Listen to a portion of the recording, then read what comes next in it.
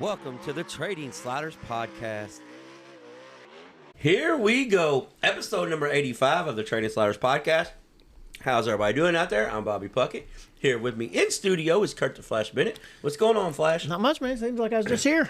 Yeah, that's pre-recorded show number 2.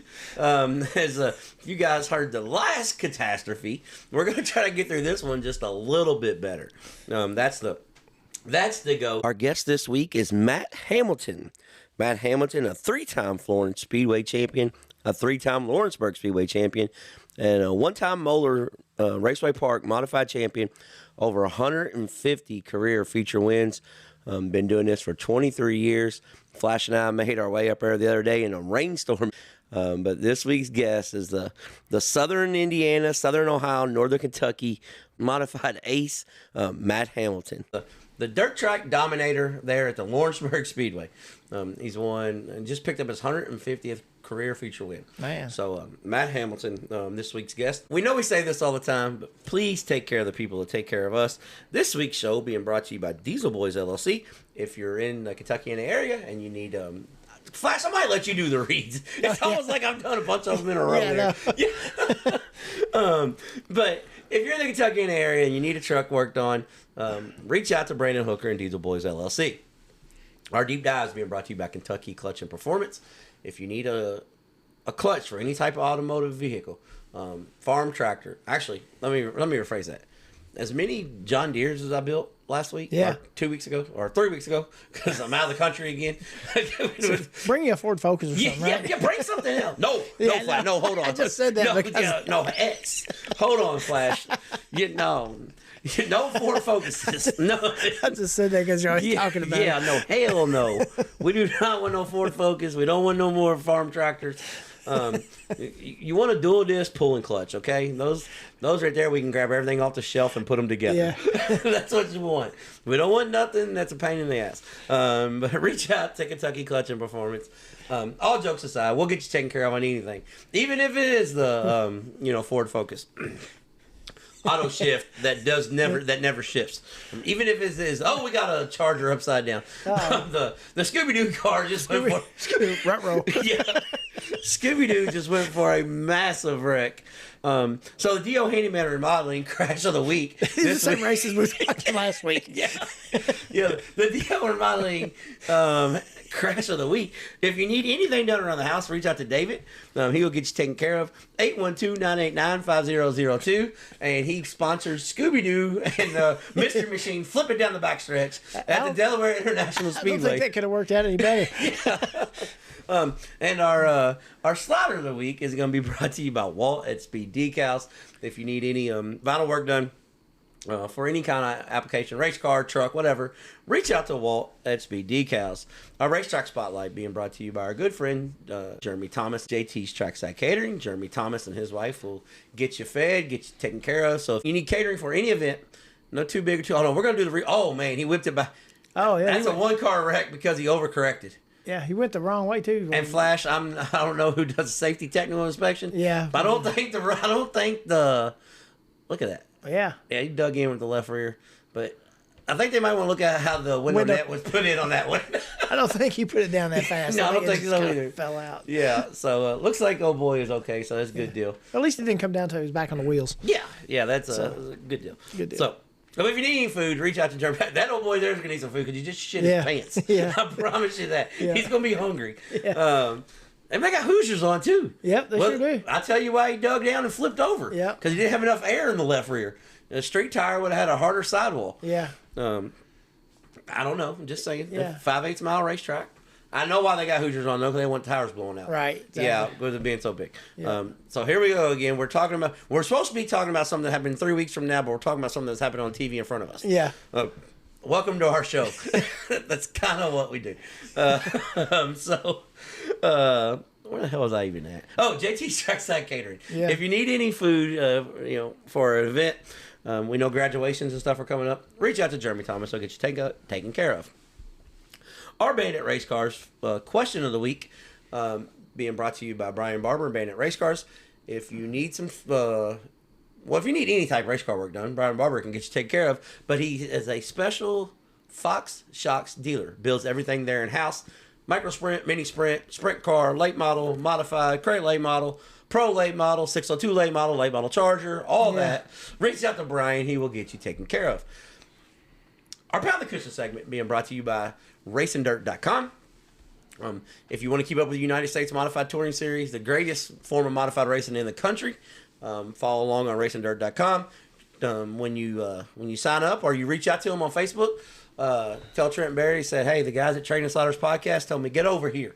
Tell Trenton that we sent you your way. Trenton is a good guy for the sport, helps us out on the segment, and we're trying to help him out in return.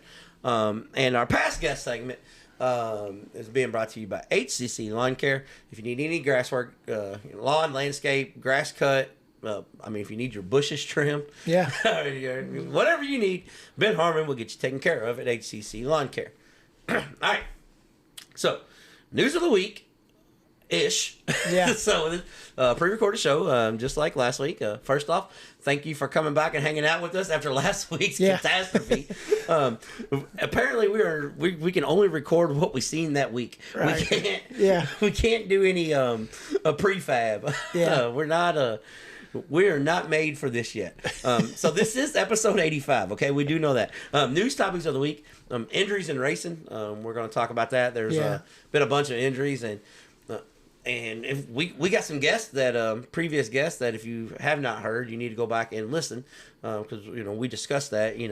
And then this is how important is social media, good versus bad, versus suspensions and punishments. Yeah. So we had some issues that went on that we were going to talk about last week. Yeah. But we did kind of what we do sometimes. We just roll off topic a little bit. Off topic, and then just go straight down a rabbit hole. Yeah. And told everybody how in the world streaming works because I got a phone call in the middle of the podcast that they were wanting to know an answer about who was going to make it. Flash, when you work for a series or multiple series, I'm glad Mad don't do this. I'm glad we don't have 900 group text. Yeah. Because Joseph, I'm probably going to get fired for Joseph. Joseph, why do we got to have a group text? I get it on his point because he's talking to the scores, he's talking to the tech man, he's talking to the announcer, he's talking to the TV guy. But we're all one group text. And when it starts going off, oh my God. Bro, I get 1,000 messages a day anyways. Now we're up to 1,500. Yeah. So, so that's what we're going to get into. And then we're going to got our fan question. And then hopefully, and when you're hearing this, next week we'll be back to a regular scheduled program. Yeah.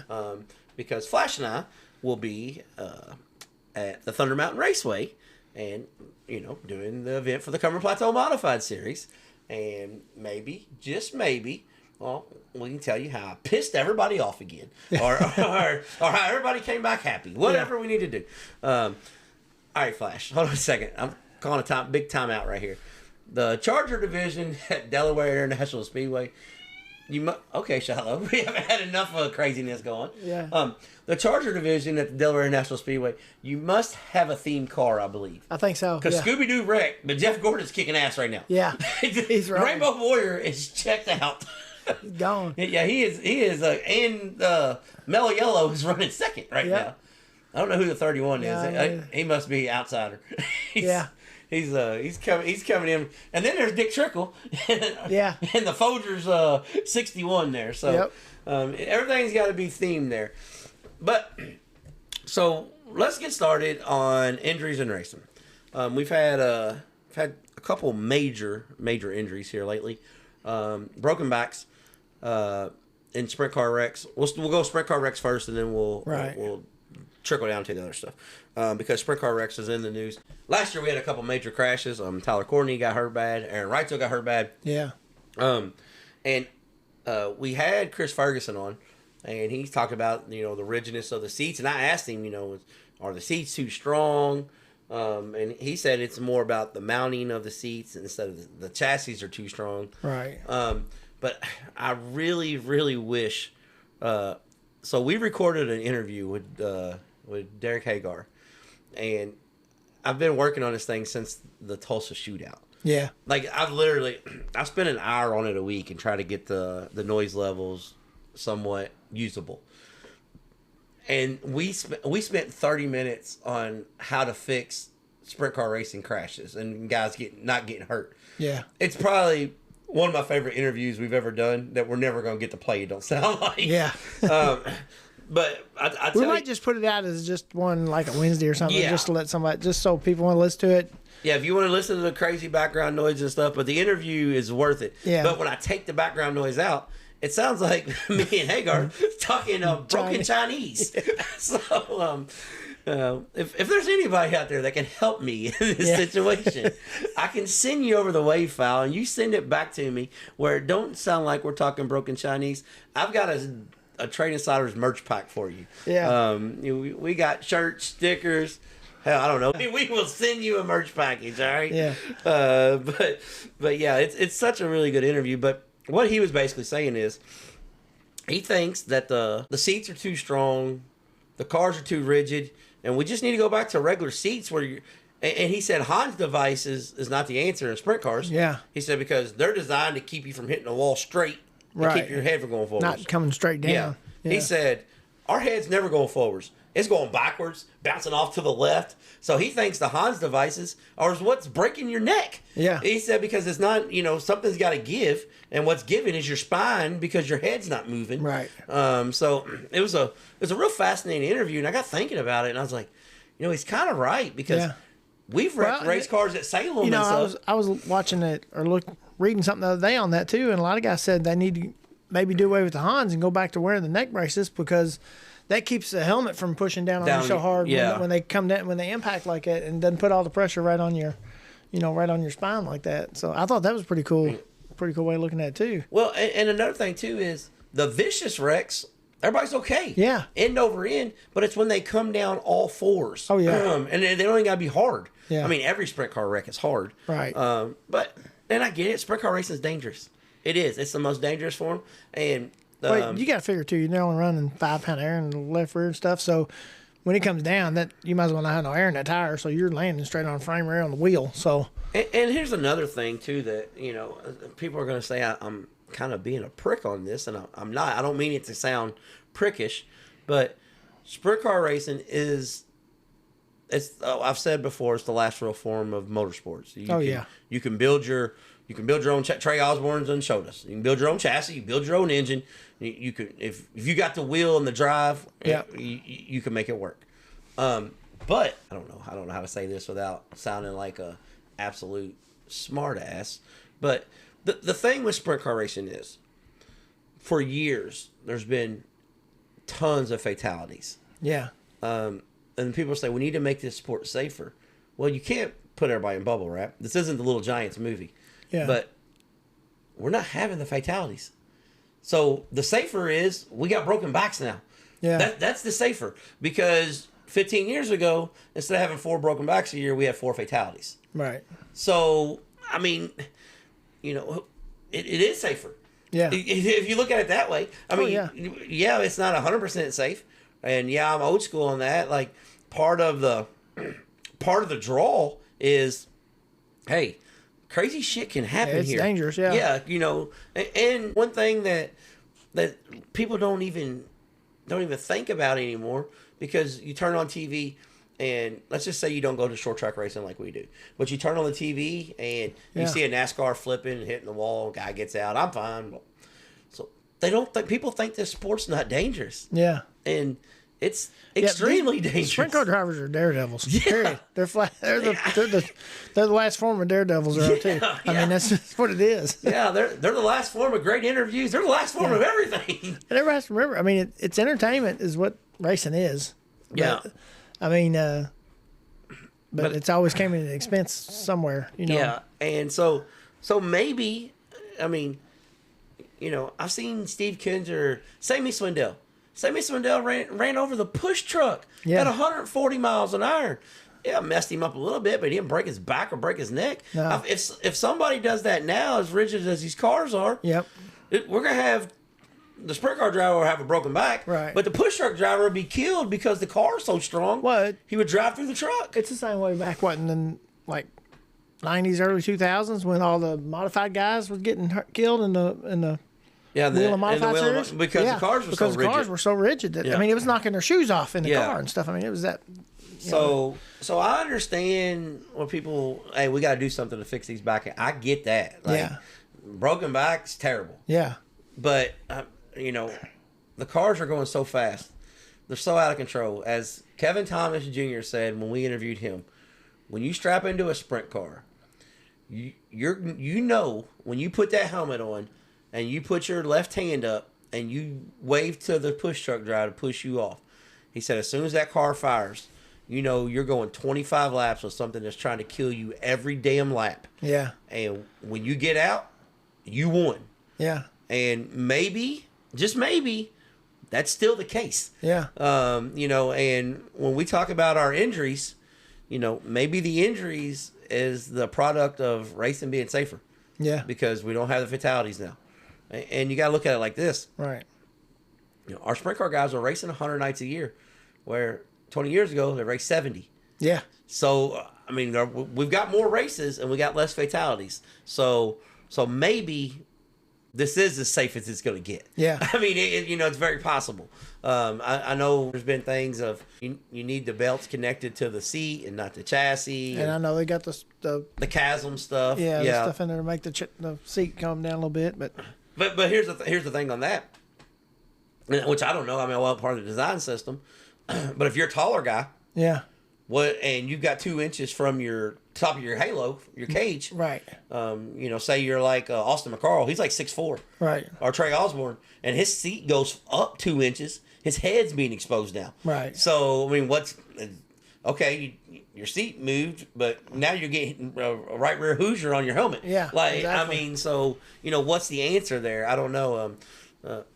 Chris Ferguson said, Fergie Time said he thinks the answer is moving the cockpit back a little bit in the sprint car, and so you can get more angle in the seat, so the seat absorbs the energy. Yeah, a lot of people said they felt that they were sitting too straight up and down in the cars too. I did read that too. But I mean, you have to. The servo's against your knees. Yeah, I mean, exactly. So it's it's one of those things that I don't know what the answer is, but maybe this is the safer answer. Yeah. Because there has been some vicious wrecks, like that Tyler Courtney wreck at Eldora last year. Yeah.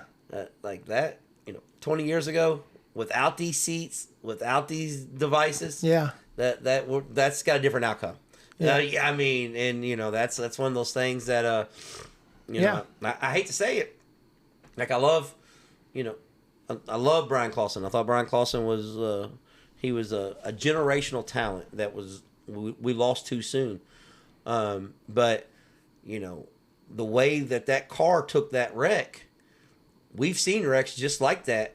Yeah. And the guys have got out of the car now because maybe the technology has progressed to enough that, we don't want guys breaking backs. That's we got to do something. But you never want that. Yeah, we don't want that. But you don't want any race car driver to get hurt. Ever, yeah. But just, I mean, that's part of the sport that, like I said, me and you both know when we got in a race car.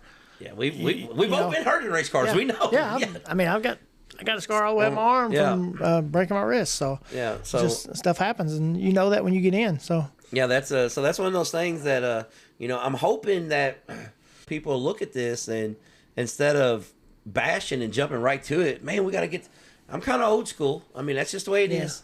But in the same token, I mean, this might be the alternative. Like this, so now we need to progress to the next step. Right. Because it's been, I don't want to say it, but it's been a long time since we've had a, had a fatality in a sprint car when it was, every 3 months there for a while. Right. Yeah. So, hopefully this. Well, back further than that, a long time ago, it was way more than that. It was like sometimes every time you went to a racetrack. Yeah. Not before our time. Yeah. Yeah. What I'm saying. And then even at our time, I mean, you had, like we had Vogler, Stanley. I mean, you had a good.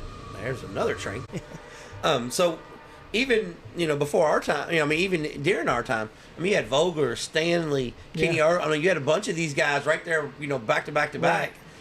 So it's one of those things that I hope that we get that fixed, but in the same token, we can't just jump right to, hey, we got to figure this out because it's come a long way. Maybe we've we've got it as as my man. I so wish we could get the Hagar interview up. Yeah. But as he said, I mean, the race cars are so safe now they're unsafe. Yeah. and I understand exactly what he was saying. Yeah. That's what he said. You think you're so safe in them that maybe, you drive them unsafe. Yeah.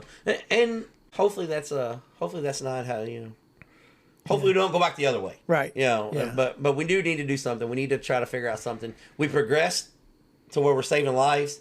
Now we got to save broken backs. Right. So we got to take the next step. Yep. And nothing's going to be perfect right off the bat. So now we're going to move on to, all right, Flash. This is something you and I can talk about. Suspensions and punishments for your actions. Because we've both been down this road. Oh, yeah. This is something that Bobby and Flash can be experts at this. Yeah. There's different type of punishments for your actions. But a few weeks back, we're going to let this die down a little bit. Because, like I said, I'm in the middle of the ocean right now. Yeah. So but a few weeks back, we had a guy, there was a racing deal. He got into a guy, and he won the race, the guy did. Yeah. Happens all the time. And he said the same thing that Bobby and Flash have both said when we was racing before. I effed up. Yeah. Yeah, but we didn't say that on national TV. Right. And not only did we not say that on national TV, we did not double down, triple down, quadruple down on that. Say 3 or 4 times in a row. Yeah. So here's my stance on this. For a guy that's effed up before. Yeah. For a guy that's told somebody to go F theirself. For a guy that bust somebody in the effing mouth. I've just done all the above. I think what got him in trouble, though, was he shit on the racetrack. Yeah. Because Port Royal does a really good job at marketing themselves and saying, hey, we're the best half mile in the country, and it races good all the time. Yeah. Sometimes it don't. But what was the punishment? Before I'm going to ask you first. Yeah. Do you think a 1-year ban, suspension, and punishment is too harsh? Yeah, probably not a year ban, I don't think. Myself. I mean, yeah, he probably needed a couple weeks off for sure. So he could give him time to think about that. Cause, I mean, you do have kids and stuff there, I mean, you can maybe say a few things, but drop an F-bomb like 3 times in a row, that's probably not good when you're trying to make a family thing out of it. I mean, I think he was upset at the he was upset at himself. Yes. I think he was upset that the track was junk that night, or whether it was. I didn't see it, so I don't know. They had to run their feature in the rubber. It was a rubber line. Well, yeah, but I mean, that happens sometimes. Yeah, so exactly. You can't gripe about that. I mean, and guess what? They had a last lap crash coming to a win, so it was a pretty good race. Yeah, but that's beside the point. Right. Yeah. And I mean, you probably shouldn't bash a place that you try to run all the time. You know what I mean? Well, not like that. He was talking about the race and people that don't know about racing. I don't think that come off like he meant it to come off. Yeah, what he was trying to say was, when you get in the car does this, so quit shitting on me. Yeah, I don't think he meant it like it sounded like that. Everybody's ganging up on him over. You know what I mean? Yeah, I know. I don't think he meant it like that. But but here's the thing where I agree with everything you said 100%. Yeah. But I also agree. I also have the opinion. I don't think it was too harsh. Oh, yeah. And this is why. Because as being somebody at the racetrack that had to deal with, first off, I understand when the racetracks had to deal with us. Yeah. Because, we grew up at the sports drome. And at the sports drome, most people bitch. That's just what you do. You bitch when you win. You bitch when you lose. Yeah. That's what you do. And I've been a guy that I've done some bitching. After a couple years. Yeah. My dad got that out of me. So I did kind of just everything's gonna be all right. Yeah, but that didn't work with me. Yeah. Well, I still ran over dudes. Yeah, but I just didn't argue with them no more. Right. Because here's the thing: if you tell somebody you're gonna do it, you can get in trouble for it. If you just do it, yeah. Man, I'm a race car driver. I don't know what you're talking about. We wrecked. Yeah, exactly. So, I did learn that. Yeah. But here's the thing: how many times have both you and I said, all you gotta do is make an example out of one person and this shit will stop? Yeah. And guess what? Yep. I'm pretty sure shit stopped at Port Royal. It ain't gonna happen no more. Yeah, I guarantee it. So in reality, they kicked him out for 5 weeks because there's only five of those races left this year. So. Yeah. But no, they kicked him out for 10 weeks though, because it's a year to the date, not the whole season. He can't come back until April 18th. Oh, okay. Of next year. Next year. Yeah. Gotcha. So, but here's the one thing. Did you see where the Sprint Car Council is upholding that too? Oh yeah. So every track in Pennsylvania that runs 305s, no sir, not welcome here. So it's kind of like the deal with what's his name last year. The late model guy. Yeah. Yeah. Guess where else that was done? Where else? Pennsylvania. Oh, the guy rode around backwards and hit the guy. Yeah. So here's the thing. I know people say this. Here we go again. Soapbox. Yeah. It puts asses in seats. Yeah. No, don't. No, not really. And if you think cussing, fighting, and arguing puts asses in seats, you don't belong in this sport. Yeah. Because they just showed you you're not going to cuss, you're not going to fight, you're not going to argue, because you're going to take a year off. Right. And I seen, or somebody, I don't know how true this is because I didn't really do my research. I just, I seen it on the internet, so it's got to be true. But I seen where somebody said his closest racetrack now is a 9-hour drive to upstate New York. Wow. Yeah. So, that's but I think Attica's closer than that. Yeah, I would think so. It would have to be. But I don't know what part of Pennsylvania he's in. Yeah. So it might be 7-8 hours to Attica, Ohio. Because Attica is on the north side of Cleveland. Right. So I don't know. I don't know what part of Pennsylvania he's from. But yeah, so that could be unfactually true. But regardless, it's not nothing close. Right. So, but guys, we can't be fighting at the racetrack. We can't do it. As much as people say, I've said this 100 times now. It don't put asses in seats. It don't people that believe that fighting at the racetrack is good for the sport. Yeah. This is 2026. You might want to find another sport to cover. Yeah. It's not good at all. There's nothing good. And I've said this before, and I'll say it again.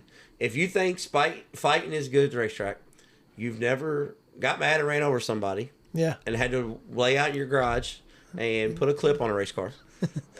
You've never had somebody run over you, knock your rear end out, and spend $2,500 fixing your rear end. Yeah. Laying it in the garage, putting a clip on the car, and jet. No jet. Yeah. There's a lot of traffic here on a Friday night. Yeah. A lot. I'm glad I don't stay home on Friday night. Yeah. And if you think it's really good, I like fighting. Well, you've never been busted in your mouth. and you never busted nobody in the mouth to find out the repercussions of having to go to court. Yeah. So, for someone that's done it all, that's just Yeah. That's a big no. I understand why people like it, but well, look at Bowman Gray. They fill the place up. Yeah, they do. But it's still there's still repercussions there. Oh yeah. There's still repercussions just because I don't know. Yeah.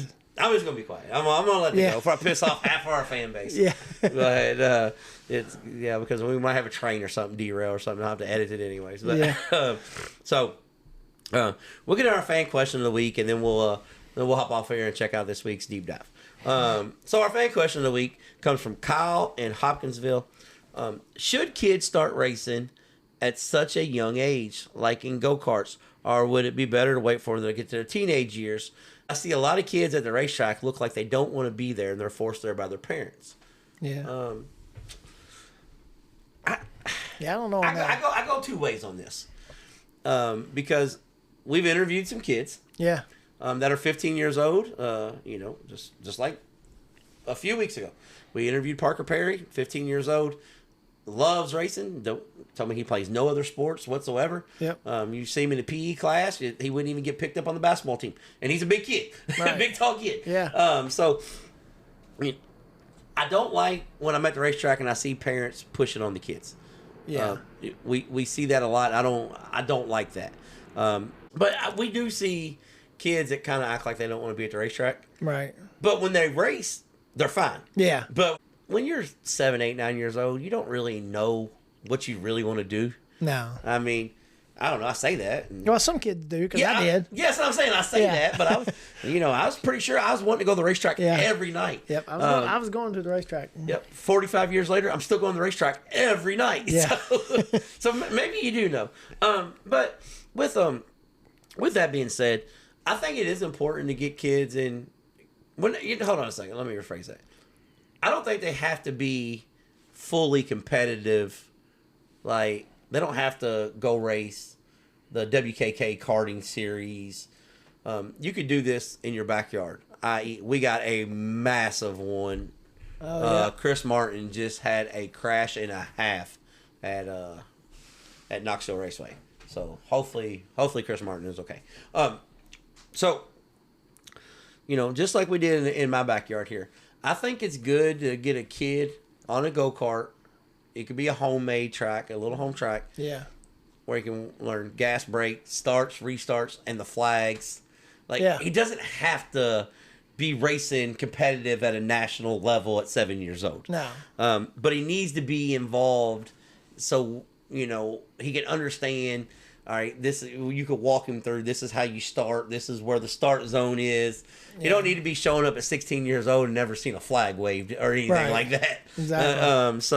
But yeah, I don't know. I think it just all depends on, that's a nasty one. But I think it all just depends on, what really sucks? The other night at Eagle Raceway 2, he put her out at the high limit show and junked a car. Yeah. So I'm going to say he's 2 for 2 this week. Looks like that's Cameron. That's the little brother. Oh, yeah. Okay, well, no. Well, that's good then. At least he didn't tear both of them. Yeah. Yeah. But yeah, I don't know. I don't think kids have to be there. But in the same token, I never raced go-karts growing up. I never did either. I knew when I got about 15 or 16, I was going to be racing. Yeah. That's just, and actually, I didn't start racing until I was 18. Yeah. I think I was 17 or 18 before I started racing. I mean, I started building my car when I was 16. It just took me that long to get it done. But yeah, I think it's good for the kids. What else are they going to be doing? You know what I'm saying? Yeah.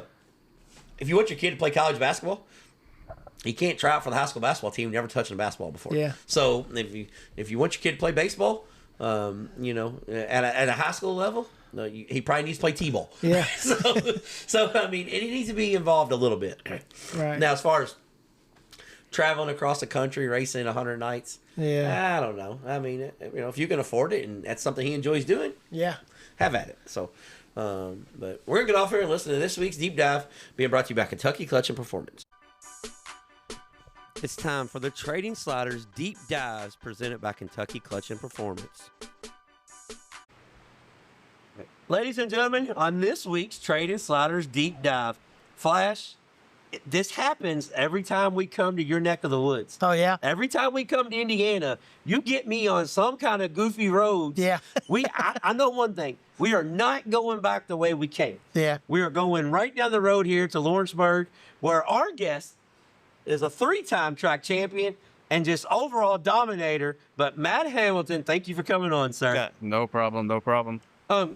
First off, I'm glad you said it's not very far down the road to Lawrenceburg, because I was thinking there's no way, and I would never run Florence Speedway if I had to go the way we came. Yeah. Florence would be off the list. So before we get started, I know you've been in modifieds for, we think, 23 years now. Yeah. Doing a little bit of math. We think. Yeah. We're not too far from Osgood. Did you ever race at Osgood at Ripley County Fairgrounds? We ran go-karts there for a couple years, and then we did run mods there once. Terry Eaglin put a show on there for a fair, and it was interesting. I think that may have been the same night I was there in my street stock. That's why I'm asking. Yeah.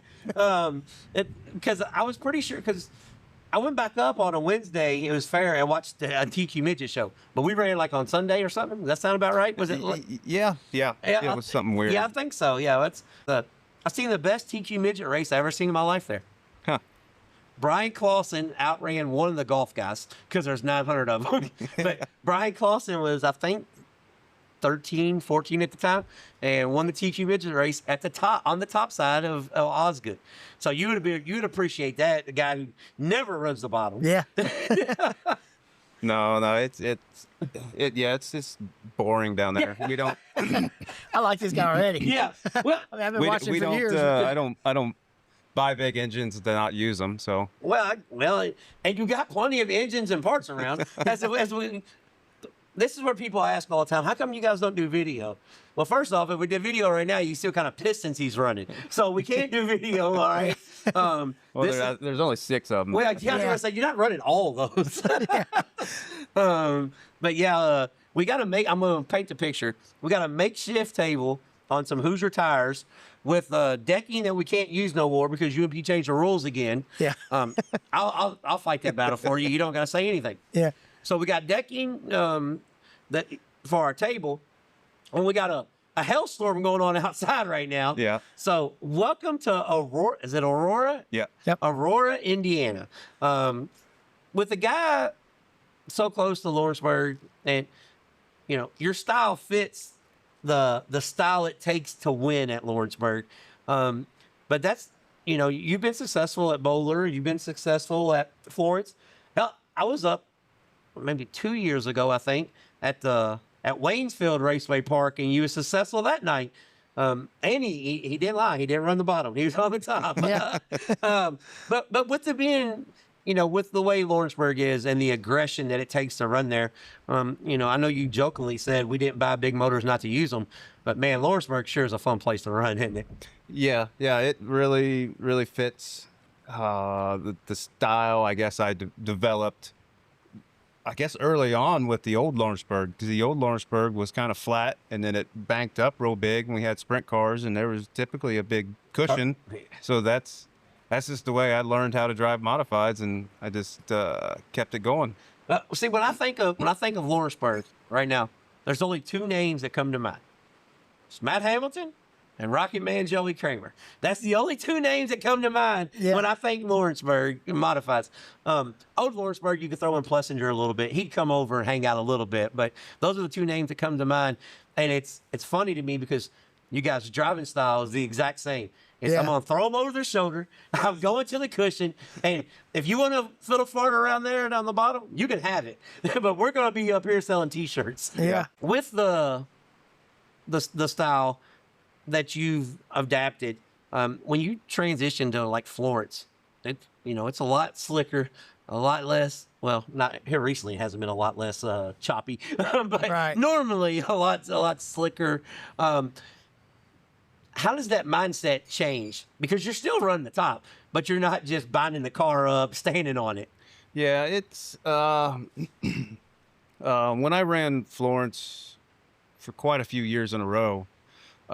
Typically, because they had weekly sprint or late models there, typically it would build up a little bit of a cushion too. So it wasn't that much different than what I prefer. And then they kind of changed the track a little bit. I think they raised the infield, kind of made it a little flatter, and the cushion kind of went away a little bit, but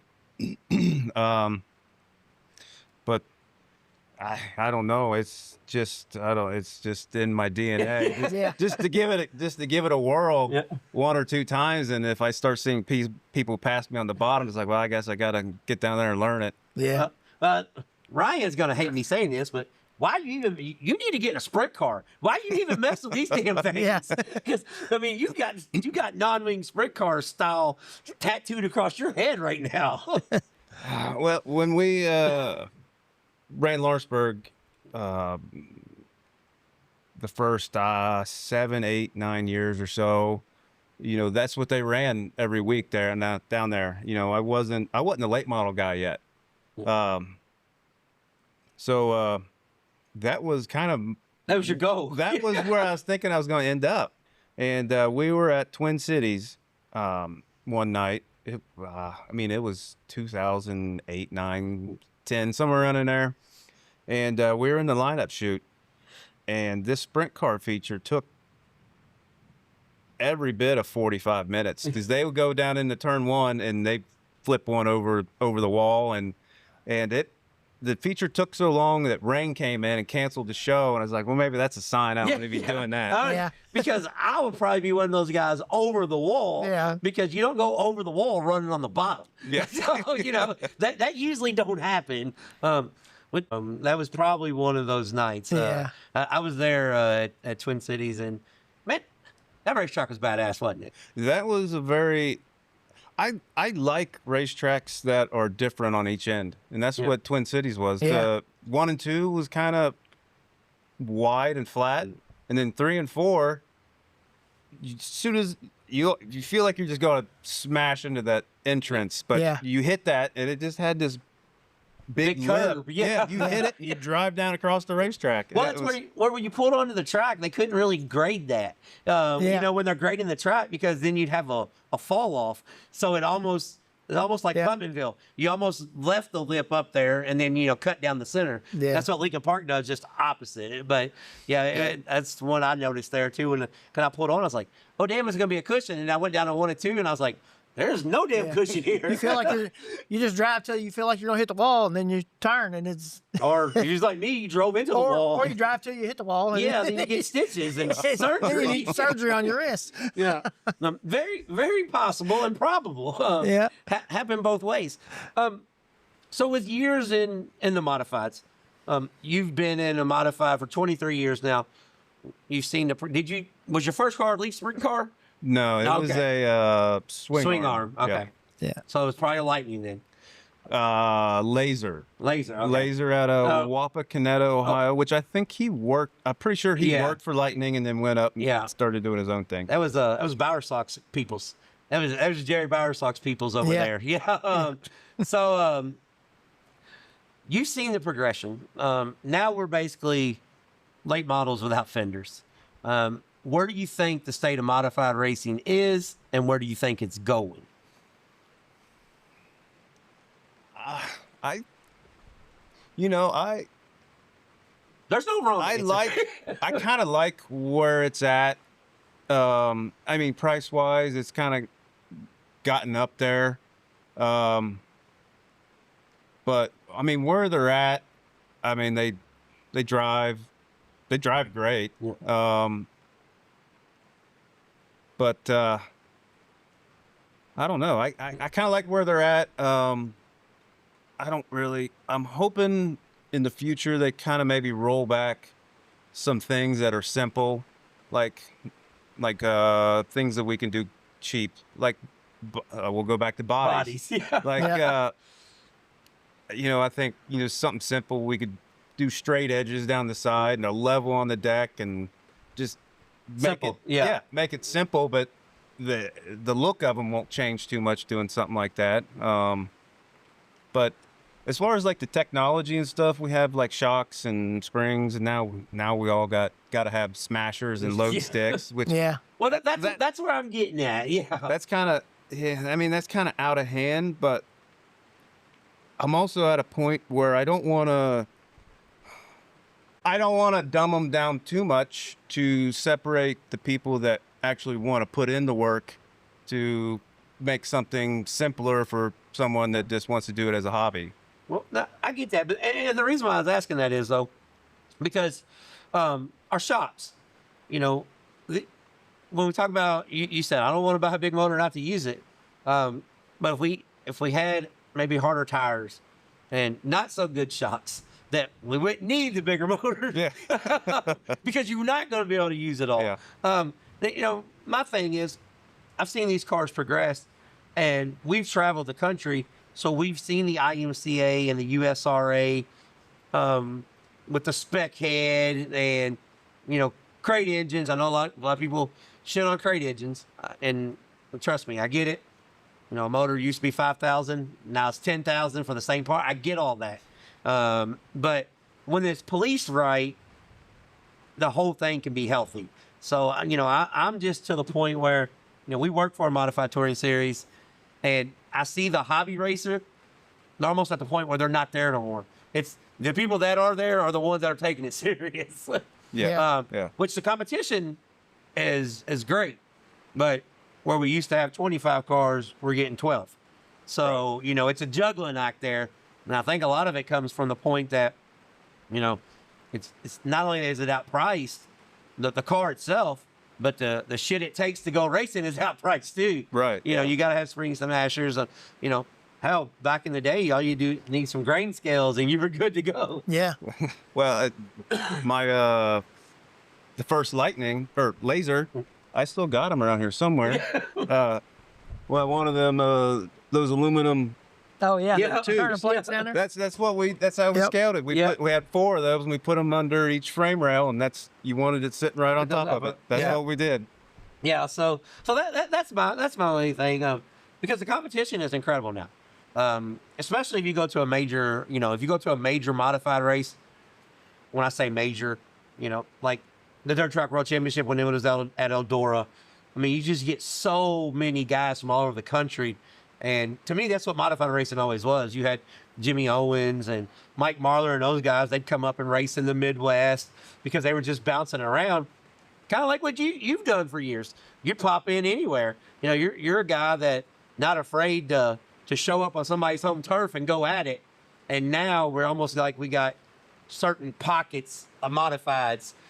Nobody just gets together and race anymore. They're like, well, hell, Hamilton's going to be at Lawrenceburg. I'm not going there to get my ass kicked. Yeah. Blake Brown's going to be at Ponderosa. I'm not going there to get my ass kicked. So it's like everybody kind of separates a little bit. You know what I mean? Yeah. Well, like I think everything outside of racing has got more expensive too. The trucks, trailers, fuel. Yeah. Like, for the Florence, let's say Florence and Lawrenceburg race the same night. Florence was paying $2,000 to win, or I'd go to Lawrenceburg and for 800 or 1,000. It's kind of hard for me to drive further for a little extra money when I can go to Lawrenceburg and get the same thing and not have, I get home earlier, don't have the fuel expenses and things like that. Especially you got to drive past Lawrenceburg Speedway to get on the expressway. So I understand that. Like, I can't drive past this racetrack. I love this racetrack. I want to race this racetrack. And if I'm not here racing, they might just do away with my damn division. Right. I mean, it's a juggling act, and I get that. And, we're at the point now where, in this area, there used to be 100 modifieds. Well, with the addition of the crate late models, you lost super late models because those guys couldn't afford it. Yep. So they dropped down to run crate late models. And then the guys that want to move up, they can't afford to move up to super late models. So the crate late models has kind of split the modified fields up. Yeah. And then the sport mods have really taken off in this area too. So kind of having people from that would move up to a mod. It's like, well, we'll just go one step below it, below it and get a sport mod. So what do you see modified racing in your area, your pocket? Lawrenceburg, Moler, Florence. Lawrenceburg and Florence. You guys are so close in vicinity, so close in drivers. You're pulling from the same pocket. I know you both run Saturday nights. One's got a late model crowd, one's got a sprint car crowd. But the modifieds and crate late models need to be alternating. We don't need you two tracks 25 miles apart running the same class on the same night. But we need you guys working together. That's just part of it. Well, I don't know about the late model portion, but I'm pretty sure, because we went through all the tracks and made a schedule of the races that we're planning on hitting, and I think that Lawrenceburg and Florence do not run mods against each other. Okay, well, good. Until their final points race. Okay, well, then maybe they listened to my bitch last year then. Yeah. I don't know, because I said that, and I said the same thing about Lincoln Park and Paragon. Yeah. Like, they would leave the mods off for a week, which everybody needs a break. But they would both be left off on the same week and both race in the same week. Like, one was like, okay, we're going to leave them off. And the other one was like, well, if you're leaving them off, I'm leaving them off. Like, so, I don't know. We need more tracks working together. And we might. Especially in the area. Especially in the area. We might be having another storm here. Yeah. It sounds like it's picking up outside. We're close enough to the river, Flash. We can swim back to Louisville. Yeah. Yeah. So, did you ever have the intuition to, hey, I want to go run late model? Or is it just, I'm a mod guy now. I've been doing it for 23 years. This is our price range, and this is what we know, so this is what we're going to do. Yeah, I think somewhere 2015, 2016, I kind of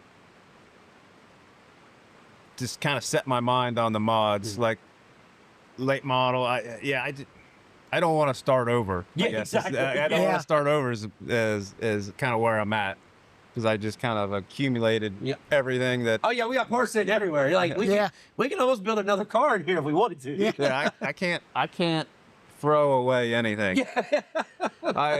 No, you ain't seen nothing yet, dude. You just see my garage. Oh yeah. Now, Flash, I mean, if you need any Ford A-frames for the original mod, he's got a pile of them out back. Any of that kind of stuff I probably got. Yeah. There's a I can't remember. This has been probably 10 plus years ago. There's a quick change rear end over there. The posi lock nut on the ring side on the top, it stripped, and it pushed the quick change gear out of the back cover, and as it was doing it just got everything hot and it just ruined the case. Yeah. And I took it all apart and was like, man, this thing's It's junk. Yeah. So I took the tubes out, and it was laying in there in the corner, and bought a new quick change. And a few years down the road, I snapped the lower pinion gear on the bottom, broke it off at the rear. This was a Friday night, and I'm looking. There goes like, Lawrenceburg, because Moler tore my shit up. Yeah. I was like, what the hell? I got an idea. I went over to that junk one, took took the shaft out, took the rear end in the car, took it apart, pulled the tubes out, ratchet strapped them so they kind of were away from this intersection, and pulled that shaft out and put a new one in, or the used one in, and made the race. 7 years. That's what you're supposed to keep everything. 7 years. That's what my dad always told me. 7 years. Well, he said if you don't use it in 7 years, then you can get rid of it, but you got to keep it 7 years. Well, here's the thing, Flash. What I've come to realize, one of the most successful modified drivers in the country raced the same way we did. Yeah, exactly. Yep. He's like, I'm just going to fix this damn thing. Yeah. That's what I'm going to do. Because I'm paying for this thing. I'm not ordering another rear end. There's a starter on the bench over there. Those are $400 something. I'm trying to fix it. Yeah. We know. We get that. Yeah. And we've taken parts off the car to get home. Oh, yeah. Some of those nights, back when I started, I was like, damn, Dad, what are we going to do? He said, oh, don't worry, the truck's got it on it. We're good. I'm like, all right, shit, the truck's got it on it. Yeah. So, what, this year, the Merle Downey's paying, how many times have you won the Merle Downey? Once. Okay, I was thinking twice. One time. So this year, the Merle Downey's paying, was it $15,000 to win? Yeah. How much would it mean to win that one this year versus the other years? 5,000 is good. 10,000 is good. 15,000 is that's not life changing money, but race changing money that can get some more parts. Yeah. So how important would that be this year? That would be pretty special. For 15 grand, that'll probably get every name brand modified and probably late model driver down there for that kind of money. It would be pretty awesome. But you're a guy that you welcome that. You want to beat the best. Right. Yeah. I've run that race pretty much every year, and I made all of them except for one, and then we won it in 23, and Cole Falloway was second. So, and then we were racing for the lead last year, and then got tangled up with a lap car, and happens sometimes.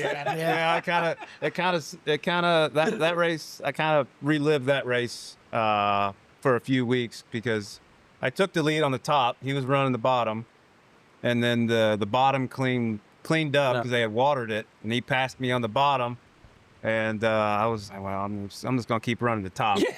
And got into that wears out. Hopefully that bottom wears out down there. Well, and got into a lap car, broke the tie rod, and had had no idea where I was going into the corner, so I moved to the bottom, and I stayed third for over half the race.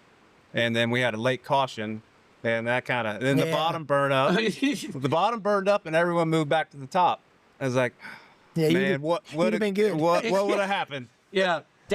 Damn the luck. Yeah. Yeah. You had it played out in your head, and it plays out to that exact way, and you only got 3 wheels. Yeah. Yeah, go figure. Like damn, man. That's like that valve right there. Like, what the hell? Yeah.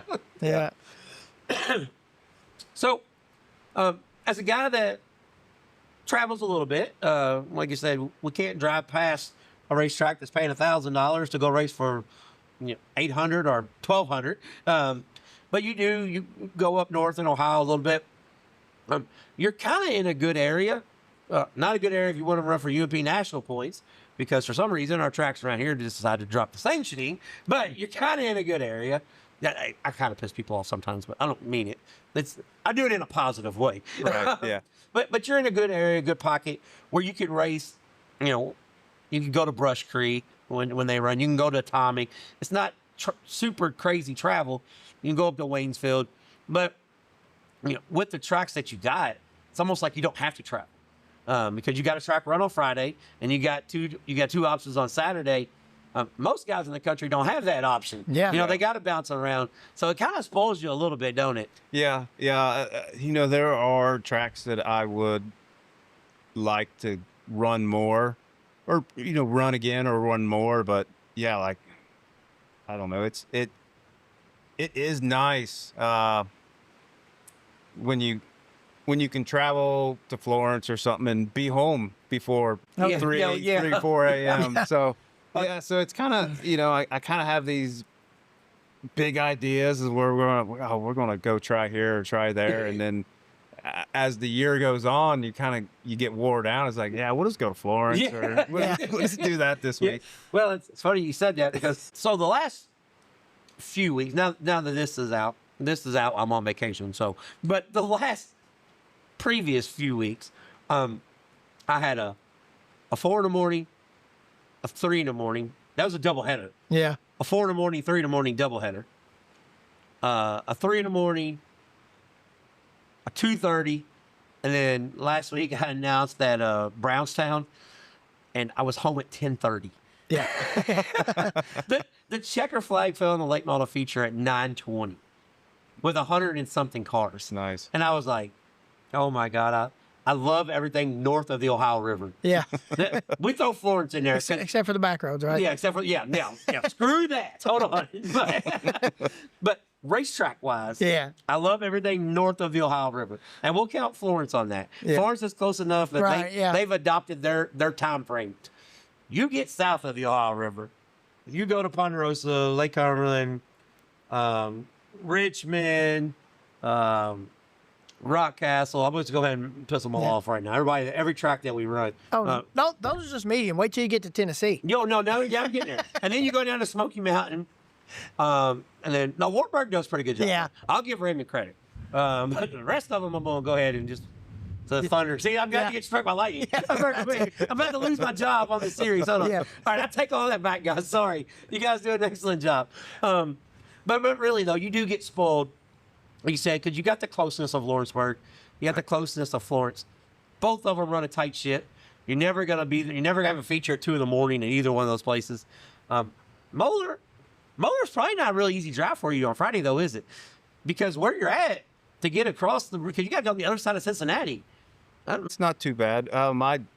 So you go around. You go across by the horse track? Well, we actually go. Like we're heading to Florence. We'll take 275 and take it all the way around the Coney Island by the amusement park there. No, we take it south. Oh, okay. We take it back down through Kentucky and then get off on 32. Yeah. Yeah. Okay. Well, then I bet it isn't. I didn't even think about that. Yeah. Yeah. I was thinking, damn, that would suck. From here, you got to drive across the city. Yeah. I'm thinking, damn, that would be terrible. Well, so they were doing. I quit going to Moler for several years because they were just doing road construction the entire way that I had to go there. And he is a little bougie. He likes being home early. No, piss on that, man. They got road construction. I ain't messing with that. Well, that's what he has to go up and around Cincinnati to do that. And at that time, I had a job where I got off at 5, so I'd have to load up everything, have it in the trailer, take the truck and trailer to work, and then leave from work at 5. And then we're always late, Yeah. And but now I get off at 2:30, and so I can my Fridays have my Friday racetracks have expanded. Yeah. Yeah. If I get off at 2:30 on Fridays, you off 2:30 on Mondays too? Yeah. Oh shit! I would race. I'd be all over the country because I know I'm gonna get a half day sleep anyways on Monday. Yeah. Every Sunday night Kokomo Speedway show, 4 hours from the house, I will see you there. And that would be my Sundays for sure. My wife is thankful I get off at 5. Yeah. She's like, "Yep, now we're not going to make it Sunday, are we?" So, how many races a year do you run? Because if I had to guess, I'm going to say you're probably at the 45 to 50 mark every year, aren't you? We're getting up there. We're getting up there with this new diamond that Ryan's built, the KT3s. It has really helped me adapt to what I was never really wanting to do. I never really wanted to run the middle or the bottom or any of that. Yeah. But this car lets me do that. So we have, I think we ran 32 shows last year, which with the rainouts, we would have had more. And on our schedule this year, we had 50 planned out. Now we, rained out a few here and there, but If you got 50 planned out, you get 40 in. Yeah. Usually you lose about 10 a year. Yeah. It don't matter what. That's usually that's a going rate for a number that you lose. Yeah. So, see, Flash, he said the car lets you do that. Yeah. I'm not going to tell him. You want to tell him? I mean, he's been doing this for 23 years. Yeah. 23 years of running the cushion. Let's live by the cushion, die by the cushion. So you hit hard. You might just be getting a little bit older. yeah. It's not nothing. Ryan, he loves you. I don't think it's really the KT3. Yeah. I think it's more of the, oh shit, I got to work Monday. I'll just put that out there. Because been there, done that myself. Those hits harder the older you get. Well, if you're closer to the wall, Yeah. you don't hit it as hard. Trust me, I was the closest to walls you get all the time. Well, I'm like you. I'm a topside guy. I never ran a bottom, well, see, but here's the thing, though. even on flat track. Yeah. He says if you're closer to the wall, but I've been to Lawrenceburg where the cushion has been 20 inches tall, 3 feet from the wall. So, Yeah. I mean, you still hit hard. Yeah. That cushion there sometimes ain't no joke. Yeah. I know Lawrenceburg catches a bad rap because we've had a bunch of injuries and stuff. And I'm going to ask you this. If you don't want to answer it or flick me off, and I'll delete it out, however you want to do it. Do you think they should change the racetrack, or should we leave it alone? Because it is hard on motors, and it is hard on chassis, and especially when sprint cars are your moneymaker, and the guys won't come there because if they spin out, not only do they got a chance of losing their life, they're definitely losing the race car. So do we think we need to change Lawrenceburg a little bit? Because I'm of the minority. I don't think we need to change it. I think the only change we need is more juice. Like let's put some water on it and may the best man win. That's what it's supposed to be about. But I know there's a lot of backlash. So from a guy that's raced there for 23 years, you race the old track, you race the new track. Is the new track good? Do we need the old track, or do we need something in the middle? Myself, I like the new track. And I don't mind a track that has character. If it's got holes here and there. So that's why I knew I was a fan. Yeah. You talking about language. I don't mind a track that has character because, You don't mind it, and he prefers it. yeah. Because, I think there is something to changing your lines up to driver run a smart race to where you don't have to hit the everyone exact knows, same marks. Yeah, every single everyone time. knows where the hole's at. Yeah. See, he listens. He says he's listened to a few episodes. I think he may listen to every. He's a closet listener here. Hold on a second. So I like the racetrack. I do like it when it's just wide open. But for the longevity of everything, if they did figure out a way to make it smaller, as long as they kept like the same DNA, maybe the same banking thing, and they kept the speed up with just in a smaller racetrack. I wouldn't mind that. Yeah. See, well, my thing was, I love the track the way it is. It reminds me of a small Bulls Gap. It's a little bit shorter, but it's fast. I love that it gets character. It's the way it's supposed to be. I mean, if we wanted it slick and smooth, I know the chassis builders, the shot guys, they all want it slick and smooth because that can be passed along to the next guy. Yeah. You can say, we're running this tie down here. This is what you're doing. It's smooth and slick, and it's easy. But if you want that shit, go run pavement. Yeah. That's the way I feel about it. Racetracks are supposed to have hose. They're supposed to have cushions. Sun's supposed to set just a little bit coming off too. So it slicks off just a little bit where you can run in wide open and then you got to pedal it in certain spots. That's what makes dirt racing exciting. I'm a guy that I'm even been for saying, hey, I don't mind and Bloomington used to do this a little bit, but now with the clay that they have, they can't. But they would go out right before the feature and just sprinkle a mist in the middle of the track. And they wouldn't run it in. You'd run it in the first 5 or 6 laps. So you had to choose bottom or top. There was no running through the middle. And then at the end of the race, the middle was there because they would throw the stuff on the bottom up, and then you could race all over it. Right. Like, I'm all for fabricating races. Yeah. Like, let's drop the grader down and put a little hole on the front stretch. I'm all for that. I'm not racing no more. Yeah. But people always say, yeah, but you're not spending the money. Man, I tore that shit up too. Trust me, I get it. I put more clips on than most people listening have ever even thought about. So I get that part. But there you go, Flash. Yeah. It's all right. But one thing that I do appreciate about Lawrenceburg, and I love Florence, but at Florence, you know what you're going to get. Like King, Josh King and them, they do a phenomenal job, but you're going to get crummy on the bottom, slick in the middle.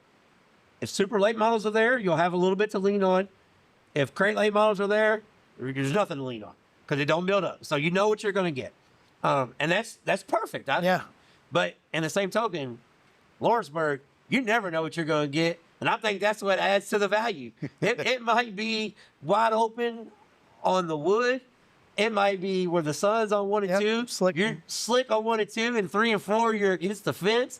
And I like that. As a fan, I love that. But I understand where the drivers come from. Because when shit happens there, it's like racing at Salem and Winchester on the half-mile pay tracks. Yeah. It happens fast and shit's tore up. Yeah. And I get that. What was it? The spring 50? Did they call it? Yeah. At Florence? Yeah. Where Rice and Moler were just hammering that hole. How fun was that? I know. I wasn't watching the rest of the racetrack. I was watching the hole. Both of them biking in the same place every time. That's what I said on the show that week. When late models look like sprint cars, that shit's cool. Yeah. Like, let's do that. Why we all got to ride around behind each other? I don't know. When I was that's the fan in us coming out. Yeah, that's the fan, not the driver. Not the guy that pays the bills. That was the night that engine blew up in hot laps, and I was bummed. Yeah, I bet you was. I was bummed I didn't get to run it, but then at the same time, I loaded the race car in one piece because I know my dumb ass would have been right into that hole. Yeah, he's like, all right, Ryan. Gotta figure out what we got to fix on the rear end this week. Ryan, I need a left rear shot, and go ahead and put about a 2-inch extender on it, okay? Yeah. Because when I got into the right rear so bad, I bent the shock because the damn rear end came off the ground. So, and the I don't even need a chain no more, all right? I done ripped it off the chassis. Yeah. But with you working with Ryan, and Diamond, how much is it an open book? Because your style is a little bit different than almost everybody, every other Diamond driver I can think of, except for maybe Trent Young. Yeah. Trent Young's a little the same way, just like, you know. So do you work with certain drivers, or do you just work with Ryan, or you just like, piss on it, I'm gonna figure it out? I mean, I use Ryan, I guess kind of as a baseline to where this needs to be, and then I kind of just go a little bit here and there just to figure out what I like and don't like. But as far as what he tells everybody you need to start at, you know, I'm not too far off of that. Okay. And then I'll talk with some other guys just to see what they're doing and what they think they feel, and I'll tell them the same thing. And kind of everyone's seems like they're right around in the same ballpark. I was wondering because I know with certain chassis brands, I'm not gonna say anything, Nick, but with certain chassis brands out there, not everybody gets the same information. But I do know with Ryan, and I even say the positive people. I do know with Ryan. I know with Bandit Race Cars, with Royal Race Cars. I know everybody's together in their group. You know what I'm saying? So I get that.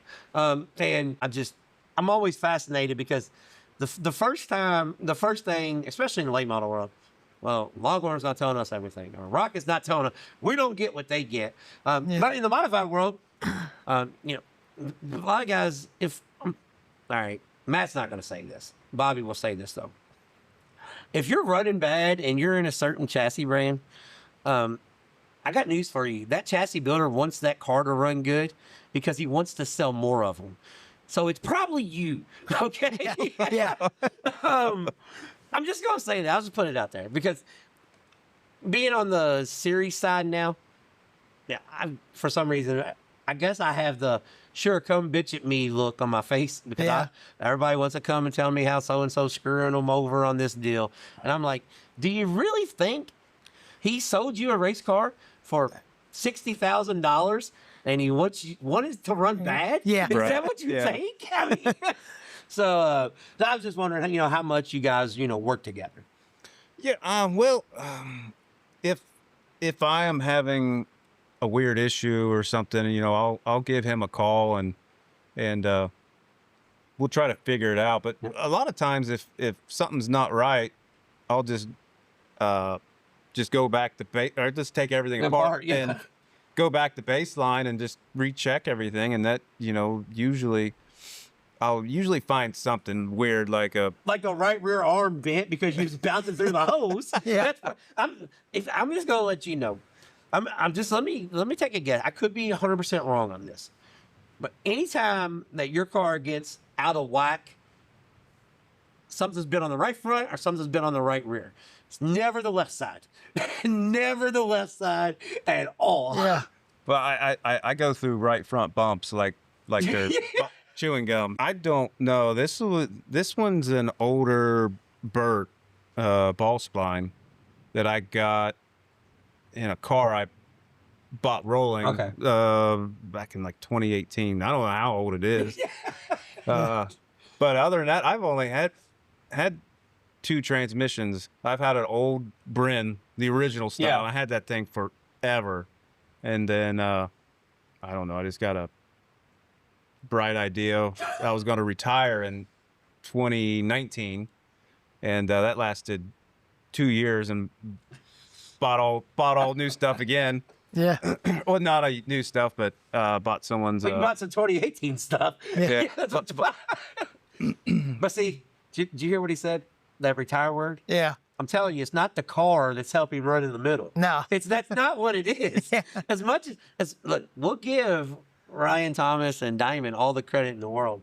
But what's running in the middle is the chance of that wall coming out and biting you again. All right, I'm just letting you know. So what's the goal for this year? We're going to win 2 track championships. I mean, we can't stop at 7. We got to get to 10 before we retire. I mean. See, that I don't. You don't points race. He's not a points racer. I tell you that. I don't. Yeah, I don't do all this to points race. I show up to the racetrack. I want to win. You know, if a points championship happens, great. But Yeah. I show up. I want to win, and I think you won 15 features last year. Was it 15? 14 or 15. Yeah. So Yeah. you've had some years where you've won double digits. So I get the I want to win part. Yeah. I understand that. That's why he never comes and runs on the series with us. Yeah. Jesus, I ain't racing no damn points. But why the hell would I do that? But you may want to come and run our final event. It's right up your alley this year. The Bad Fast Tazewell Speedway, $2,500 to win main event. You get around that place pretty good. Yeah. That is That's will be right up your alley. That'd be right up your alley. I went back there in 2016, 2017. AMS or Battle of the Bluegrass? No, I think it was just a regular show that this was 2017. I was in a Lightning, and Donnie Adams had convinced them to run modifieds one weekend, and we had just all right. We'll go. Yeah, We've we'll never go. been, and holy shit! Yeah. That's I said. That's right up your alley there. I went. I wish. So, 2 weeks prior to that, I broke a ring gear in a quick change, and ordered a new one, 486 ring and pinion. New one, or did you get it off the bench? No. See, Okay. yeah, that one. No, that one wasn't any good. Ordered a new 486 ring and pinion, put it in the car, and went down there. He's like, man, something's not right. I put a gear in that I thought that, well, Donnie and everyone else, I think Jody Puckett was there, put a gear in that they were running. It's like, man, this thing is just still qualified well, and started on the front row, and ended up running third to, it was Donnie, Jody, and me, or maybe it was Jody, one way or the other. Yeah, it was one of them. And one of them, he just knows he didn't win. Yeah. I ran third. I mean, I was right behind him. And then I was like, something's not right. And this is like the only thing we changed was the ring and pinion. So I pulled out the filler plug, and I'm in there with a marker marking each of those. They sent me a 411. I knew that's where it's going. I was like, what the hell?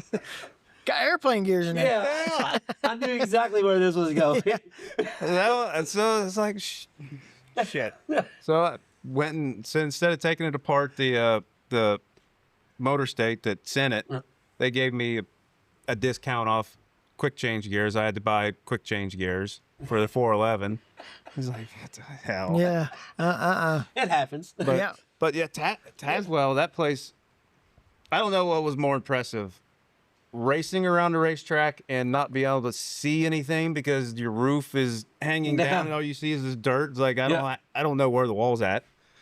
Or watching trucks and trailers pull in. I know exactly what he was going to say. Yeah, that's We put a picture out. We put a little video clip of that. Said Train Insiders podcast approved. Got like 100,000 views. Oh, there's just a trailer pulling in because the back tires are all off. I screenshot that and sent it to my my wife. Is like, imagine that. Yeah. That's funny. Have you ever made it out to Central Illinois, any? Yeah, because your style's got Fairbury written all over the son of a bitch. It's been a while. We went to, they had a swing. We went into Farmer City Friday. Which is good in 3 and 4, but terrible in 1 and 2 because they don't have a wall in 1 and 2. Yeah. I'll say that.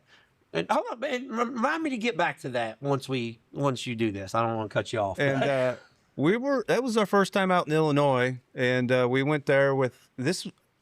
This was back when we ran D's, A's, and H's. Oh yeah, so, it was a while ago. Yeah, that's early 2000s. And and up here it's like H. What the hell we need those for? What do you need that for? And went there. I was leading at Farmer City for maybe half, maybe not quite half. and I was like, holy shit. Yeah. And then I think it was Mike Harrison. Yeah, it probably was. Passed me. And then Who? what the hell? Yeah. Like I kept getting past. I mean, we still ran decent. Yeah. But I was like, what the hell happened? And figured, they were just running different tires. They were running harder tires. Yeah. I was like, shit. So then the next night we went to Fairbury. This was the PDC before. Well, it was at the same time, so it was the PDC before it blew up. Yeah, War of Outlaws and everything, and made the show.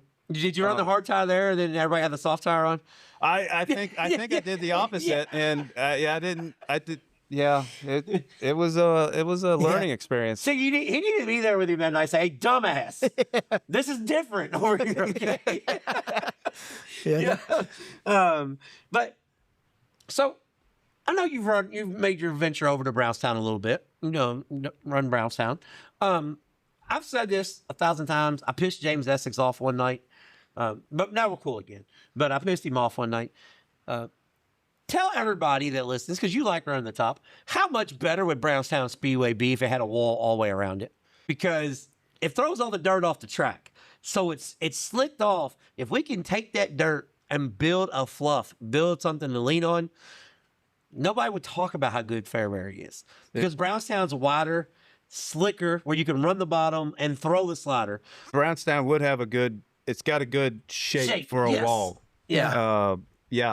And then, even if you get lucky to where the late models or whatever, they leave a little bit of a cushion, you can run in there and rail it pretty hard, even though there isn't a wall. Yeah. So, I think, that place would do pretty well with a wall. Jim, if you're listening, please put a wall at Brownstown Speedway. It will be the best short track in the country. Please do it. All right, that's my card. I got to do it about once a month. One more thing. We got to talk about the numbers because I lost my dad a couple of years ago, so I just think it's so awesome that you done that with the numbers. Explain to everybody what your numbers mean, because I don't know if a lot of people can see that little 8s from the stands, but they're... So if you ever look at pictures of my car, that you'll see the 9H. Yeah. But on each side of it, I'll have little 8s that are kind of ghosted in to where they don't stand out. So if you look at my number, the 9, and then you turn the H into 2 1s. Yeah. So that ends up being August 9th, January 18th. And that was August 9th was my dad's birthday. And then January 18th was the day he passed. Yeah. Oh, that's so I think it's pretty cool. That's a good tribute right there. Yeah. I think it's awesome. That's cool. I was just looking, some people put, in memory of dad stickers, and I was just looking at it like, just do it that way. Holy shit. Yeah. Like, hold on a second, this is gonna work. Yeah. It's sometimes shit just works out. Yeah. That who helps make this possible? Who helps you get up and down the road? Because we can stay here and bullshit all night, but I think we might need some arm floaties to get home as far as it's raining outside. Well, good news is you're on top of the hill right here. So. We go down the hill to get home. Down the hill to get home. I mean, unless you're cooking dinner and letting us stay the night, we're going to have to drive through the flood. But who helps make this possible? Who helps you get up and down the road? Well, the big shout out to Jimmy with Vexco Engineering. He came on right around 2018, and he's been a huge supporter of this. He's just kind of gotten, he's gotten as serious as I have in this. So that's always good to have. Sponsor is a serious sponsor. It goes a long way. Yeah. So he's helped out a lot. Tri-City Diesel, Milan Auto Supply, Excello Racewear, Rapid Fire Graphics, Diamond Race Cars, Dearborn Building and Ground, and Wagner Motorsports, and Priority Steel, and Gotta Go Rentals. See, the quarter panel's not on the car. See, forgot. C-Flash. I thought it was just the young kids. I think it's just the modified drivers. Yeah. They always forget. They're looking around like, I thought it was just always the young kids that was looking around doing that. Yeah. Hey, I'll be honest with you though. We interview sprint car drivers. They say, just Fred, he lets me drive his car. Thanks. Yeah. No sponsors at all. I'm like, dude, he's got like 30 sponsors on it. Yeah, Fred takes care of us. I'm like, okay. That's the way it's, that's the way we've talked about this. People are like, we started this podcast. What do you know about podcasting? And nothing. Yeah. What do you know about editing? Nothing. What do you know about doing? I said, I don't know shit. But I do know one thing. I know how to work on race cars, and I know how to bullshit. So if we can just get it to record, we're golden. So, right. Yeah. But we appreciate you coming on. Well, you said to remind you, so I'm not going to let you forget about something about Farmer City. I was talking about the wall, Brownstown. Because 3 and 4 is awesome at Farmer City. Yeah. 1 and 2 sucks at Farmer City because the dirt Brownstown, Jim, if you're listening, the dirt at Farmer City in 1 and 2 gets thrown out of the racetrack. The dirt in 3 and 4 sets against the wall. In 3 and 4, we have a great racetrack. In 1 and 2, not so much. Yeah. Just we got to put that out there. I'm gonna die on that hill. I'm probably gonna lose some announcing jobs over that, but I'm gonna die on that hill. Put a damn. I'm like Charlie, build a wall, put a wall up. But we appreciate you coming on. Like I said, 3-time track champion at Florence. We think 3 times at Lawrenceburg, could be 4. I said 4. He said 3. He's the one who win the damn championship, so I'm gonna go with his. Yeah. Championship at Moler. He is the Midwest dominator right here in this beautiful town of Aurora, Indiana. Hold on. Every time I do that, I got to do my Pat Sullivan, Indiana. Aurora, Indiana. Yeah. Matt Hamilton. Thank you, sir. No problem. Thank you. Thank you. All right, Flash. That was Matt Hamilton out of Aurora, Indiana. We had a fun time up there. I guess it was a week ago or so. We had a good time up there, even though we just about got weathered out. Big storms come through, rain, as you could hear in the interview, beating off the building. But he was gracious enough to open up a shop, and we even made a makeshift table there to record the interview with some beat-up decking from the previous week of banging off the boards at Lawrenceburg. But Matt Hamilton, a 3-time track champion at the Lawrenceburg Speedway, 3-time track champion at the Florence Speedway, won a track championship at Moler Raceway Park, has won everything that he drove, a go-kart champion. So we really, really had a good time up there, and we appreciate him coming on. This week's upcoming events. And if everybody's been following along for the last 2 weeks, what was his number? 84. Yeah. Number 84 of Hill. I don't know his first name. I guess I could do my due diligence and look. Hold on. We're gonna make sure we get this guy. We're gonna give him his proper, because we're not shitting on him. Yeah. He's trying his ass off. Yeah. We're actually gonna give him some credit here. Well, for not wrecking the car, for one thing. Yeah. Not wrecking the car 8 times. Yeah. Hold on a second. Let me find him here. So, let's look right here at this cat's name. I know this is real good on the air. Matt Hill. Okay.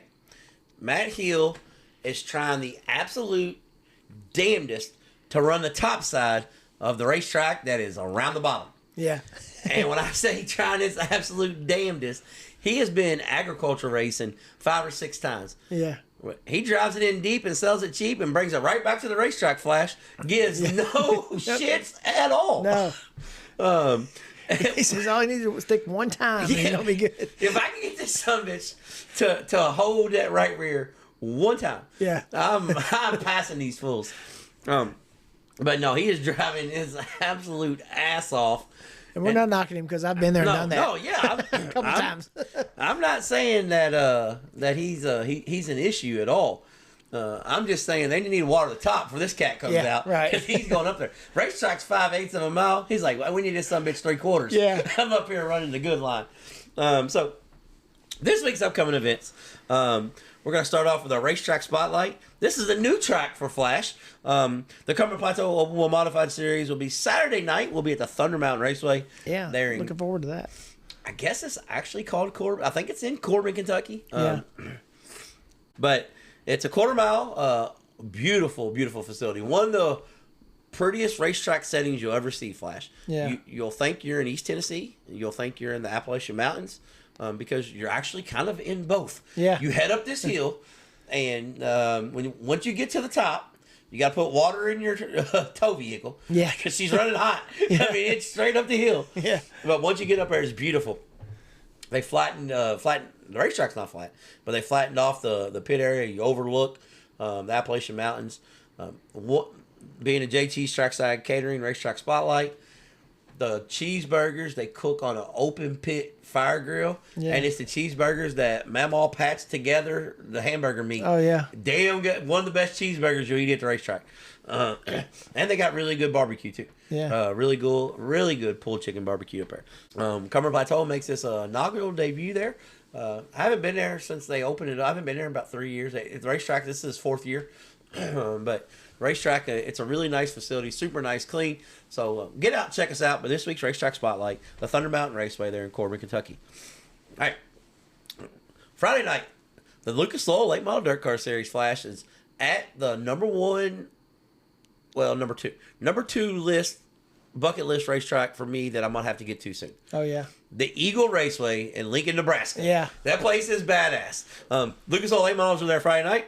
And then Friday and Saturday, you can catch that on Flow. And then Friday and Saturday, if you want to watch this, you got to either have Dirt Vision and Flow if you want to catch both of them. Oh, yeah. It's one of those, we're not going to play nice again type deals. But let's race 2 at Eldora, the World of Outlaw Sprint Cars and the USAC National Sprint Cars. Right there Friday and Saturday, both sprint cars. That's it. That's all is there. So you got the 410 wing and the 410 non-wing. That's pretty cool. And I tell you what's really cool is last year, Levi Jones is the manager at Eldora. Right. Levi spent his career in non-wing world. So non-wing feature went first both nights. And guess what they did right before the non-wing feature? Water truck. Juiced her up. Yeah. So the wing sprint cars got the race in the slit. Non-wing got the race in the go-go juice. Yeah. Worked out exceptionally well, so hopefully they'll do it again like that this year. But that is at the Eldora Speedway.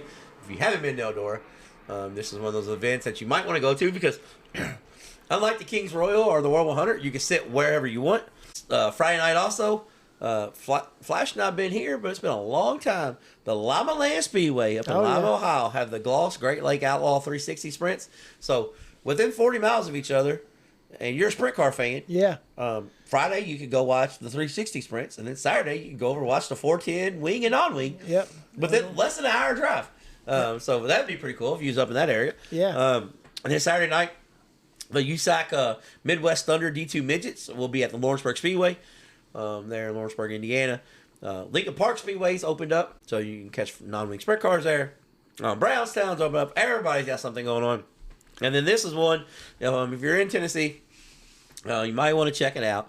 But the Duck River Raceway Park, the Southern All-Star Super Late Models, $10,000 to win there at Duck River.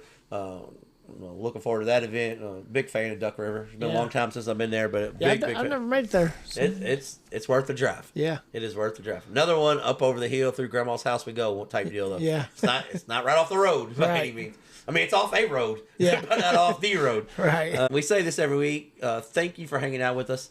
We'll be back here hopefully next Monday. Yeah. That's the plan. Maybe Sunday night. Thank you for hanging out with us the past 2 weeks on our makeshift throw together shows because we really didn't know how this was going to go, and it probably would have went a little smoother if we didn't decide 3 hours ago that we were going to do it tonight because we had it right now. Right. And Bobby maybe actually wrote something down, maybe. But I think they turned out all right. Yeah, that's kind of what we do. Yeah. We just kind of wing it when we have to. Yeah, we just figure it out. Sometimes it works, sometimes it don't. But follow along with us. Midweek slider, the pound the cushion stuff. All this should be back next week, back in running order. Hopefully for too long, we'll be having our trackside or race day reports. Race day reports, yes. Yeah. Okay. Flash, if we get to the track early enough where it's not too noisy. Well, Flash, I'm gonna tell you something. What's that? So the last doubleheader that we had, when I was announcing, I went to Ponderosa on Friday for the late models, and then Lake Cumberland on Saturday before we were able to pull off our Lake Cumberland race day report. Right. Our race day report on Friday, I recorded it, I edited it, and I thought I posted it. Keyword there being thought. Yeah. So that one never went up. Yeah. I went to Circle City a few weeks back. Got there, had like 20 minutes before race time. I was like, hell yeah, we're going to post a race day report from here in the stands. You're not going to believe this, but you've been down the road with me before. And my phone may ring one time or 9,000 times. Yeah. Well, Matt called me as we're doing the rescout. Oh, hold on. I guess I can talk about this now, too. Labor Day weekend, guys. Not Labor Day. Memorial Day weekend. Yeah. I was like, damn, we're skipping all the way to the end. Yeah. Memorial Day weekend. So the 15th race that was to be announced right before we're at Thunder Mountain today for this Saturday. The 15th race has been moved to the 22nd. So 22nd, 23rd, 24th. 24th, we were originally scheduled at Wartburg. Right. So our 15th to be announced has been moved to a Friday at Ponderosa Speedway on the 22nd. Our rain out from Rockcastle has been rescheduled for Saturday. So we're at Friday, we're at Ponderosa, Saturday Rockcastle, Sunday Wartburg. And it works out better for everybody anyways because it's actually a shorter distance drive between all of them. Since we do everything on the fly here. Yeah. All right, Flash, I might let you know this. Friday, you're going to have to get to the racetrack and do the tech, and I'm going to be a little bit late. My nephew's graduation is Friday at 5 o'clock. Oh, yeah. So yeah. I will be there in time to announce right as we start because, Right. They might start about 8. But I got to be I have a graduation from 5 to 6 at Freedom Hall. Oh, yeah. So Flash and Matt will be taking care of the... Well, luckily it's at Ponderosa. Yeah.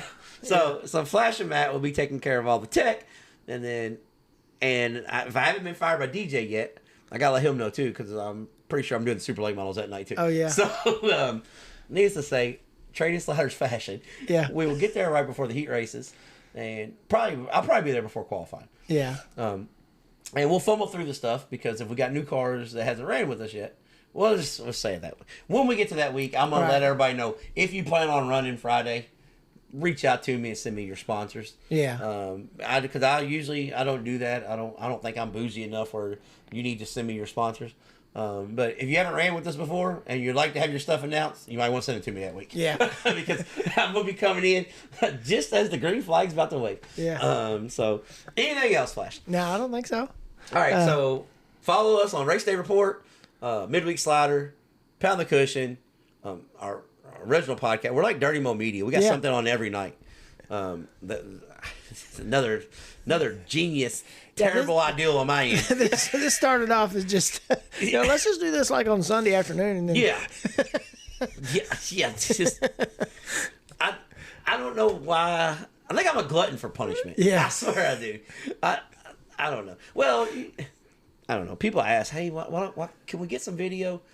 And then I'm just going to tell everybody. So the video stuff that you see, the reason why we're doing it is because we're experimenting with some stuff that for what everybody at, maybe one day we'll have. I don't know how we're going to pull it off though, because our interviews, we love doing them like we're doing them. Yeah. So I don't know, but maybe one day you'll see live video type shows. Yeah. But if you've hung out these last 2 weeks, you're gonna know we're not ready for that shit yet. Yeah. that's not us. Not yet. That is not us at all. Either one or two things are happening.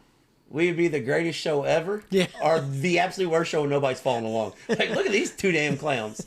They might watch just for that reason, though. Well, you never know. Kind of like fighting. Yeah. Hey, puts asses in seats. So hopefully next week we're back to normal. And hopefully, as I'm saying this, I have not been seasick for 10 days. And I made it back from Canada because maybe we're in a war and I'm leaving the country. That's probably not the smartest idea at the time either.